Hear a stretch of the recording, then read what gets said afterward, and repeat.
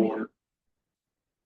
I have to hand out our award of merit, and we're going to present those this morning first to Division Chief Kylie Culberson, firefighter paramedic John J.P. Mudd, firefighter paramedic Madeline Clock, and firefighter paramedic Nathan Wright, who couldn't be here with us today. So if you three could come forward.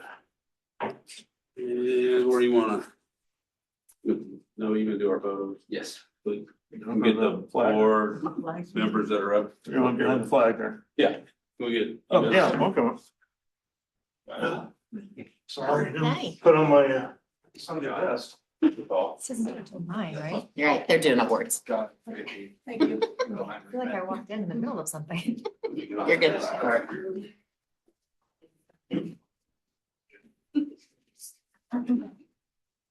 You don't have one of those forms that you emailed on Friday printed out, do you? There we go. Congratulations. Oh, I do have one that you want. Just for the establishment Yes. of the The whole blood invoice I program, sent but it was has an the electronic establishment of it in record time. So I'm totally. Yeah, there's one more. Perfect. And because of that whole blood program, Kylie, you want to come up and present this one?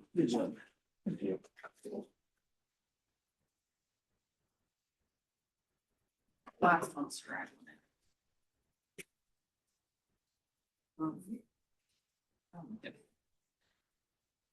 So this is a unit commendation for an exceptional performance in postpartum hemorrhage incident for firefighter Madeline Clock, firefighter medic Bracken Mefford, firefighter medic Ashton Gosnell, firefighter EMT Jake Sayer, and Lieutenant Nathan Goodman, and Battalion Chief Nick Campy that day. I was formally recommending your crew for a unit commendation, which I proudly approve in recognition of your exceptional performance during a critical life-saving event. On Sunday, September 7th, 2025, Vernon Township Fire Department was dispatched to a residence for a severe hemorrhaging incident. Responding personnel swiftly identified the patient was experiencing a life-threatening postpartum hemorrhage 18 days following delivery. Recognizing the severity, Engine 431 personnel seamlessly integrated with Medic 432 to maximize on-scene and transport resources. As the patient condition rapidly declined en route, progressing from semi-responsive to peri-arrest, the crew demonstrated decisive action and expert clinical judgment. The team immediately initiated the department's first whole blood administration protocol during that transport. The patient received TXA and 2 units of whole blood en route to IU North. This advanced high acuity intervention resulted in critical stabilization. Upon arrival to the emergency department, the patient was significantly more responsive and immediately transferred to surgery. The surgical team credited the crew's rapid recognition and aggressive pre-hospital care for not only saving the patient's life, but also preserving her uterus. The patient was discharged the following evening. Your actions, characterized by professionalism, coordinated care, and mastery of advanced medical protocols, embody the highest standard of the Vernon Township Fire Department and are a model of excellence in emergency medical care. So you guys will all come up. What she didn't put in there is Kylie recommended you guys for that award. So if you guys would, please come forward. We name them up. Yeah.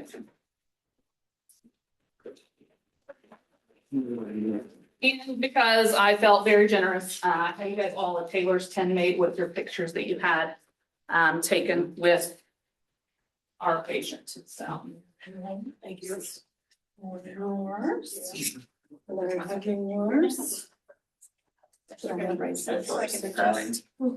Way to go, C Shift.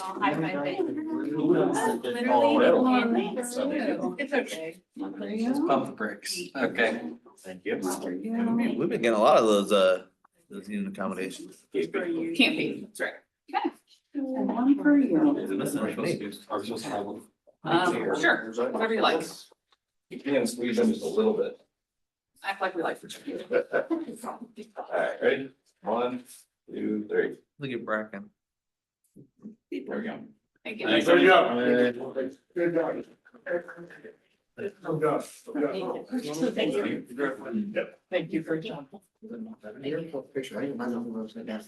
You hold your nose upside down. I was rushed. If I could also add on this call, because of this, we were actually able to present a couple cases down at the emergency conference last weekend. We've actually already been approached for 2 different conferences next week to speak about this specific case.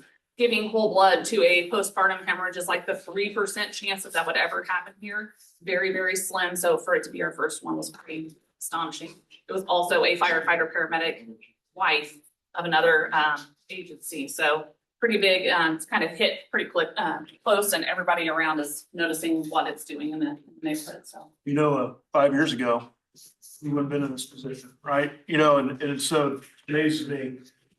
Hearing these kind of stories, which makes it all worth it, right? I mean, 5 years ago, I don't know if somebody like that makes it, right? Because of our being able to have a quick response now and be able to keep investing in this. I mean, as long as I'm around, we're gonna keep investing in our fire and police, because to me, that makes it all worth it. I mean, that just, I love hearing those kind of stories, because Lori and I can attest 6 years ago, when we first started putting our heads together, how are we gonna do this? And so seeing you guys in this room and just seeing hearing those success stories just does my heart really good. So congratulations, all you guys, and you guys are really much appreciated, even though you don't hear it all the time. So keep it up. All right. What, I don't know, I think we shared this, but Kylie, was it the next day we could have administered whole blood again, but we didn't? So technically 14 hours before we got our first blood delivery, we could have used it on that patient. We gave it on Sunday, and then I could have used it again on Tuesday. Our blood arrived back to station an hour after we got back to station from that call. So we had 3 within a 2.5 week period that we could have given blood to. So Kylie, how many total times have you administered? We've only administered the first 2 units so far. I'm actually meeting with several of the other agencies within our district that didn't come to the mutual aid meeting to see about getting them on call, about actually calling for that blood for us.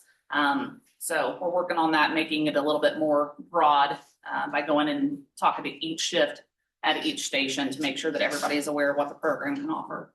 Excellent, excellent job. That's awesome. Yeah. I need to sign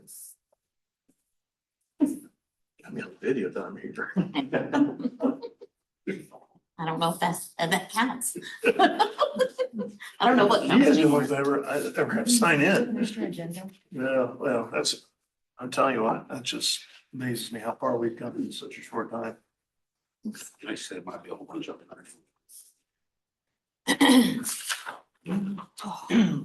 Okay, it is 9 o'clock and you're very efficient this morning. We will call to order the Vernon Township Fire Protection Territory Board. And I'll start with the Pledge of Allegiance. I pledge allegiance to the flag of the United States of America and to the republic for which it stands, one nation, under God, indivisible, with liberty and justice for all. Look at our agenda. It's in your packet. Tommy's not here. Thank you. Yeah. Oh, there it is. Thank you. Tabs or tab 40. And we will review the October minutes. Sounds good. The award presentations have been completed, and congratulations, everyone. And we will go straight into the 2026 EMS fees.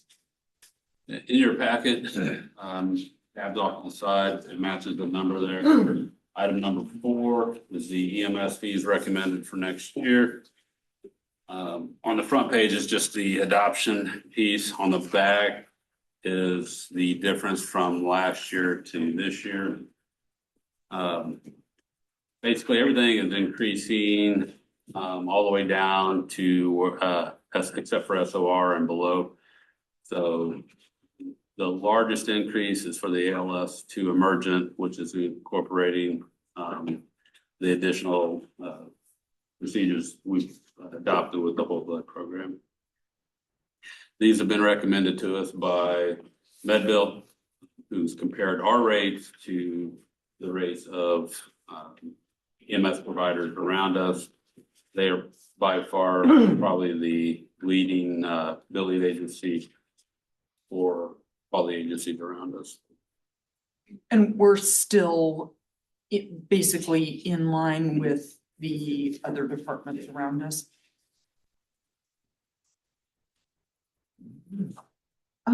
Would you like to make a motion? Yeah, I'll make a motion to approve the EMS, 2026 EMS fee schedule.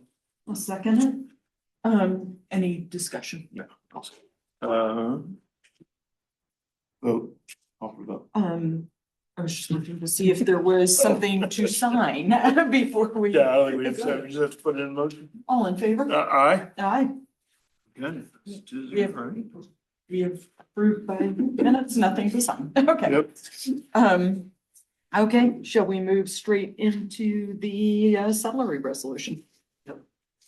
Salary resolution is item number 5, tabbed as item number 5. It is based on a 4% is what we built the budget off of at the beginning of the year for every position, and that's what we did, added 4% to every position. We did add a $25 to the holiday pay. It was $50 per holiday. We have making a recommendation to bump that to $75 per holiday. And we are adding a line item for officer write-out pay, and what that is for a firefighter that's been trained, meets specific criteria, who is writing out as the company officer on the engine that day to receive $50 per shift when they are filling the role as a company officer. Right. First shift time. Beth, quick question for you. We don't pay. Does this go to the territory or not to the township board? So we're just making a recommendation to send the resolution to the township board, right? Yes. Okay, that's all. All right, I'll make, And we're comparable to the other departments in the area. this was all put in the budget that you presented, so it's already budgeted, so. I'll make a motion to recommend approval of the 2026 salaries of the township officers, employees to payroll recommendation to the township board. Second, Yep, any further discussion? yeah, I'm good. Okay, all in favor? Aye. Aye. And again, won't sign anything, that will go to the township board. Right, that's recommendation. Okay, holiday schedule. Okay, item number 6 is the holiday schedule. It's the same as it's been for the last 2 years. All I've done is change the actual dates. The shift is the days that they get the bonus pay for, and then the administration is the days that the office will be closed. And how is this different than last year, or is it exactly the same? Same days, different dates. Motion, Make a motion to approve the 2026 holiday schedule. second, all in favor? Aye. Aye. Okay.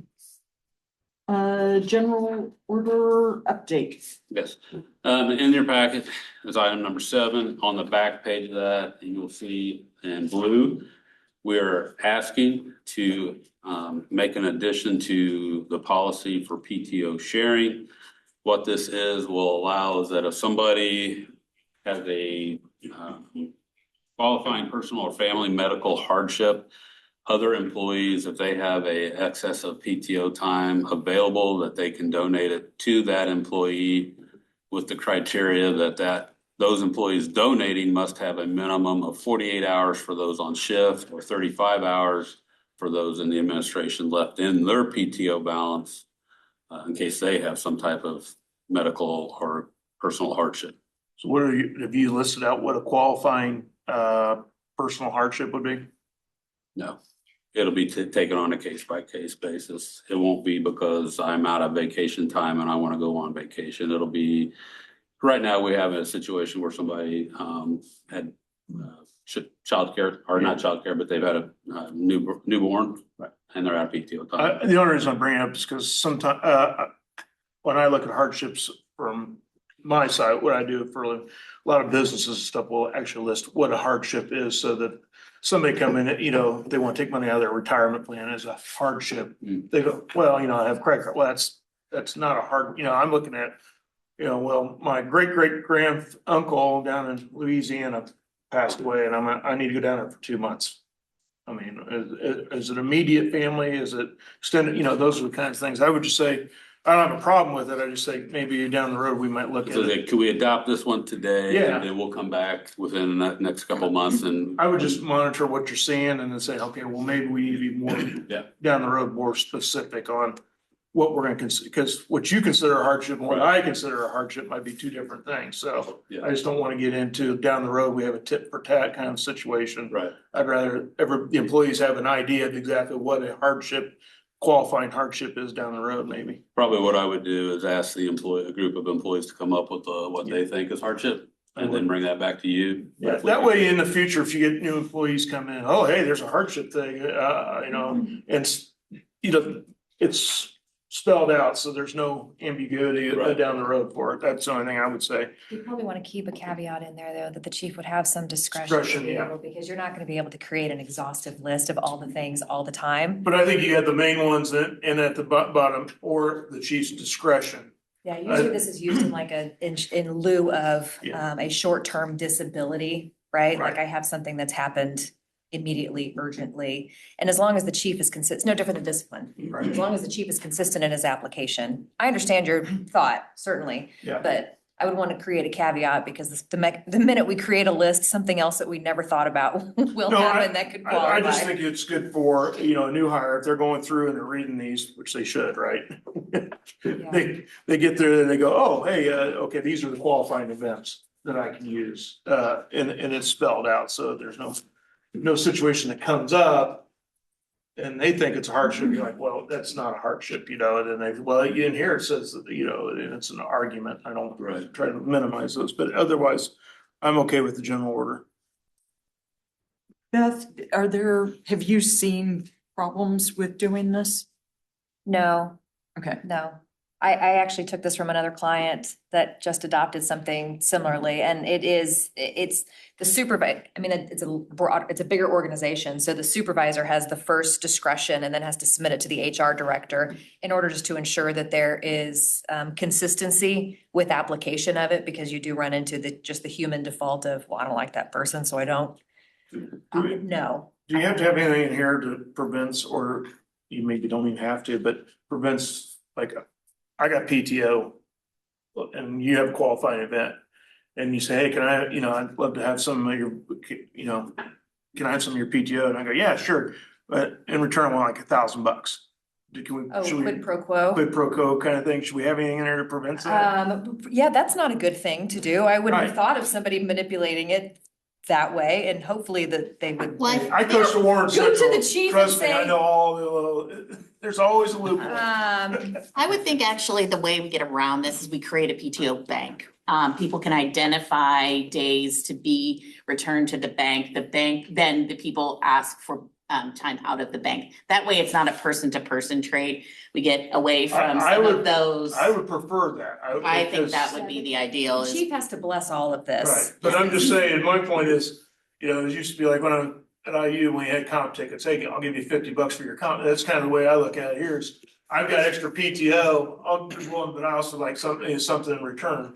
I like the bank idea. The also bank idea is because a lot better. It also takes personalities out of it. It Well, and takes I a think lot of it- things out of Yeah, it. we had this discussion. It also allows for people who may not want whatever their circumstances are to be publicized Right. to the organization. To draw off of that bank without Sure. having. I agree with so- that. I like Yeah, that and idea. I've created forms, basically the donor acknowledges I'm donating this amount, it goes into the bank, someone also submits their corresponding form to request time from the bank, so I feel like it becomes a little bit more, And if the form says I'm not getting anything in return yes, for it. correct. So we'll have Stacy work with Beth on the form. If we could get this adopted for now, and we'll revise it within the next few months to address these new things, because I do have an employee right now that needs some Oh, okay. assistance. Okay. All right, well, Motion? I'll make a motion to approve, let's see, general order 2.05 paid time off. Second, all in favor? Aye. Aye. Okay, chief's report? So number one, or item A, Quinn update, I did get a phone call a few weeks ago, asking if it's done in time, which is optimistic, that if they could display it at the upcoming fire department instructors conference, which is in April. Yeah, you gotta get me off that email list, by the way. Oh, no, I can try. Once, it's like one of those things, once you're on it, it's block them. That's the only thing I can probably do. Spam. Oh my God, I get so many of those. I'm like, what is this? FDIC? Yeah, I could try, but I'd probably just I tell you. just feel like I'm the bank's calling, like, FDIC insurance, like, what is this? So that's optimistic that they may try to. I'm fine with that. So, monthly report I emailed out to you last week. Runs are still up about 7%. One item that is concerning is our simultaneous calls are up to 28% last month versus 20%.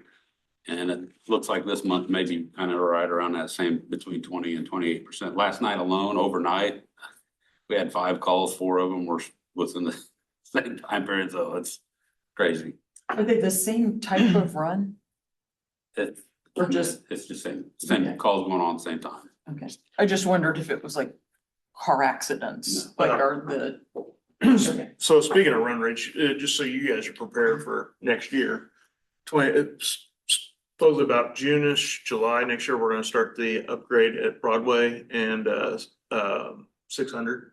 That intersection will be closed for about 3 months on Broadway, which will mean already the one dangerous intersection we have there at 567 will probably see an increase in just we already know that we're gonna see that. That'll be a major detour. 500 and Carroll Road will be the only 2 ways really around that closure, that intersection. We're gonna have to close it down so we can get expansion lanes. So that's gonna be about I've been told 3-month closure. Do we know how that'll go along with the timing of the closure of 400 and 96th Street for their roundabout construction? I have no clue. I'd reach out to Okay. Mark or Witzman or Ryan. Okay. But you guys will need to start, I'll give you plenty of time. Yeah, we'll make- That's coming, and so you guys can start preparing and what alternative routes you'll need to take down the road, so. But that, I just know that 567 has become, from talking to our police guys, that that's become more and more dangerous intersection and because people are impatient. All right. We are trying to talk about building an overpass there, though. That would be nice. We're looking into that. Hiring process update. We have 42 people still left. Interviews are scheduled for December the 11th and the 12th. I'm sure I know there's at least 1 or 2 people on that list that have accepted offers at another department, so we'll see if they show up for the interview. But once that is done, that's the last part of the process. We will schedule a merit board meeting to have you certify the list so that we can hire from it, because we do have one immediate opening that we'll be filling from that list. Okay. So. And that is it from my chief report. Any questions for me? Thanks. Third quarter financials and investments. So you've got this Vernon Township through 9/30/25 in front of you. Yep. If you go to the very bottom, oops, that says 8602, it should be 8604. If you look down here, personnel services, 67%, so we're running below time elapsed in personnel services. We had a fairly significant amount of money plugged in for overtime, as we usually do, just to be cautionary. So 44% on supplies, 57% on services and charges, 73% on capital outlays. So we're running at about 65%. I can tell you, I've run the numbers through, I think November 17th was the last time I ran the numbers, and we have created kind of a plan in conjunction with Michael about how we're gonna, execute whatever, all the things that need to be done, and that includes the next $608,000 for the Quint will come out of this budget year. So we have all the money for the Quint secured and set aside, even though it's technically been secured and set aside for a while now, What's the but total purchase price of the Quint? 11708,908. So if we paid it out of our Trust Indiana fund, we have plenty to pay plus a lot left over. Technically, yes. Technically, yes. Yes, and that, again, remember, that's cash reserve, so that includes all of the monies that have been unspent, but does include that 1,708,000. So, yes, I mean, we're in a strong cash position. absolutely. So, And man. I don't think, Michael and I have had multiple conversations recently, and we feel like we're in an excellent place. His recommendation is always going to be 6 months, hold back 6 months of tax distributions to ensure that, you know, we ever have a, you know, a huge issue or something happens, we're not, you know, we're not scrambling. So I feel like we're in a really good position there. McCord, so if you need to. So, on the 8692, which is the special equipment fund, we're at 65% spent. All we have left to do is pay the second payment for the engines for this year. So, that money is committed as is usually. So, we've been able to look to some opportunities because of how well we have managed the budget this year. So I think Chief has some Now, things to tell. my thing's always been pay for your needs. And if we have enough left over, then we'll deal with the wants. So as long as we got all of our needs Yep. covered, that's the major thing. You know, I don't, when the needs, well, we need this, but we have to go without. That's a problem for me. Yes. So So- what's your wants now, Chief? Right. Well, I will update the board real quick. We've invested in some firefighter safety items this past week. We did purchase 2 new thermal imaging cameras to replace some ones that were kind of junking out on us. We did purchase a gas meter that is a laser that we can read the gas readings inside a house structure from the outside. So Okay, before- yep. we don't even have to enter the structure. Just tell. Yeah. And then we signed off on purchasing bailout kits. And what that is that if a firefighter's, God forbid, trapped on the second or third floor, this kit they'll have on them, they can use to secure and literally bail out of a window from second or third floor. So each firefighter will have their own personal device to keep with them and stuff. So. And then, you want me to jump to item number 12 for that request or? Sure, go ahead. We are requesting, because we did do a really good job of managing our finances this year. I need the board's approval. I'm requesting approval to purchase a tailored Series 12 training simulator in the amount of $68,075. What this will allow us to do is different level types of training of forcible entry, roof ventilation. We had one here last week from the state, but it's only available every so often. This will allow us to have our own. It's portable. We can move it around. Right.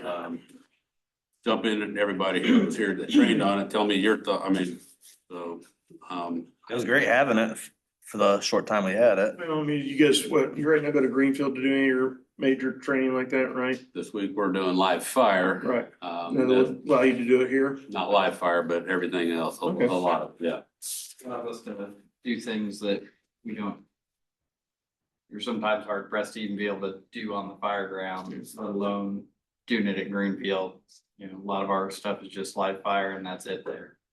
Well, our goal's always been to make this a training area. Question for you, and this is more for Beth. Is this something that would come out of already approved budget? Or is this an additional appropriation? No, it's out of the approved button. So we wouldn't need to send this to the territory board or township board for approval, right? No, it's already been earmarked. Okay. No. That was my procedural question, is making sure that we can approve that distribution of funds. That had to go, if it was an additional appropriation, it would have had to go to the township board, right? Correct. But we're not making an additional appropriation. It's coming out This of already 2025 budget, Yep. budget, okay. We have a motion. Yeah, motion to approve the Taylor Series 12 mobile training device. Second, all in favor? Aye. Aye. Back to finances. Sorry, back to the, so then obviously the second report you have in front of you is the Trust Indiana report. Yeah. I have been, as was recommended by the territory board, making a monthly contribution to the Trust Indiana while it is still earning a yield that is favorable. And I will tell you that currently the yield at, 4.1. it's going, obviously, it's not as strong as it was at one point in time, but it's still 2% greater than what we're receiving on our savings, on our Yeah, account at. you're down 20 basis points from last year. That's not a significant Yeah. decrease in interest. I mean, you created a monster because I don't know how many, we have like 4 Trust Indiana accounts in the town now. for sewer and all kinds of stuff. And I tell you what, it's great because it's completely liquid. I trust it. So yeah, Yep. it's a good place to put it. So it's doing Yep, good. so we're still currently making those contributions and currently right now, the month end balance, this is as of September, was $2.6 million, so. I said 900,000 left and we're still making contributions and had to make the full payment, Yeah, and so we'll continue to earn that money until we have to pay the Quinn, which is, it's an excellent position to be in, so. Motion to accept the investment report. Yeah, I'll make the motion as presented. All in favor? Aye, Aye. good job. Okay. HVAC update. So at the last, there was a joint township and territory board or township and building corporation board meeting in October, right? November, I can't remember which one, October. And we brought in front of them a recommendation, basically two different quotes were submitted, bids were submitted to do the upgrades that need to be done to the HVAC next door. And they did accept the bid from Mission Mechanical. It was lower than the other bid, but we've had a working relationship with them also, and they've done really well on our preventative maintenance thus far this year for us. So I feel confident. I had an appointment or a meeting with the project manager from Mission on Friday. And he came in and said, basically, our thought was we would approve this and then we probably wouldn't get it done to the spring. They feel very confident that they can do what needs to be done and minimally disrupt what's going on in the building. So as soon as the equipment arrives, they will be ready to move forward with that project. We had carved out $90,000 thinking that's where we were gonna be. We came in at 62 and some change. So that was, that helps out what we had originally. Now this will all be turned over to mediation as well when that But occurs. technically, who's paying for that? Is it We will be paying for it up the front. fire department or the, Yes. okay, not the township? Correct. Because of the price, and because it's this building corporation's building technically. All right. So we had already put that money, Chief and I had allocated that money in the 2025 budget, knowing that if we could move that project forward, and then reimburse through mediation, that was going to be what we're gonna do. And so we're grateful that it came in under what we expected. And we're happy to be able to get this project done in 2025 because we really thought it was gonna roll over to 26. And I think we're probably gonna be able to get it done as long as we get some moderate temperatures and we don't do anything crazy. So remind me, we had HVAC issues over there. We also had some leak and condensation issues. This is all all gonna be- related. all Yes, related. This should correct the problem. Yes. Yeah. Yes, How many years have we been talking about this? I know. I know. So. All right, we'll keep our fingers crossed, right? That takes, They feel very confident that based on the engineer's recommendation, what they have selected, which has units with some type of variable control ability that the current units do not have, will correct the problem. So they felt very confident that they've made the right recommendation based on the equipment or based on the recommendation made by the engineers. And it will still use the existing geothermal system. So we're not abandoning the geothermal and the loop. We're just able to retrofit the equipment itself. this is a perfect case study of why you go with the VOT when you do this kind of You project. just I took mean, some words right, out I of mean, my this head. is the Yeah. exact, people have, well, why do you do those? Well, this is the reason, because I mean, we still don't even own our police station yet.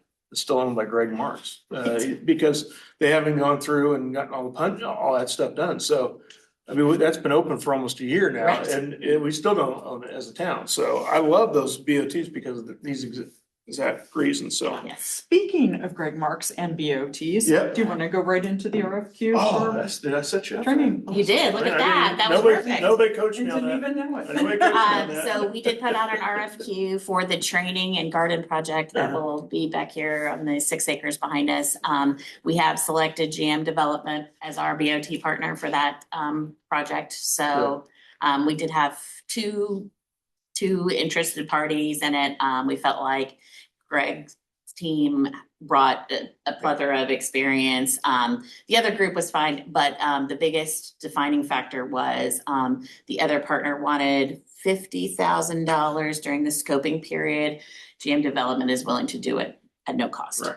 So Expensive, do the scoping, so. yeah, so we'll be meeting with GM Development on the 9th to start things. moving Is forward with this them. owned by the township then? It has to be, right? We can't own property, so that's a township. Yeah, so Everything's through it's, them, okay. it'll be for the benefit of the fire department, but it is the township's land, so. That's what I thought. All right. Yep. Do you need anything from us? Nope, just more to let you know that we've selected that and Alright. are moving forward. Awesome. Moving to the 2026 meeting schedule.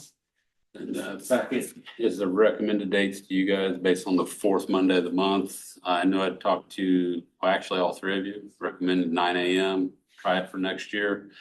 The two dates that don't fall on the fourth Monday because of holidays are May 18th because of Memorial Day and December 14th because we get into that Christmas, New Year's, which we moved it to the May 18th and December the 14th.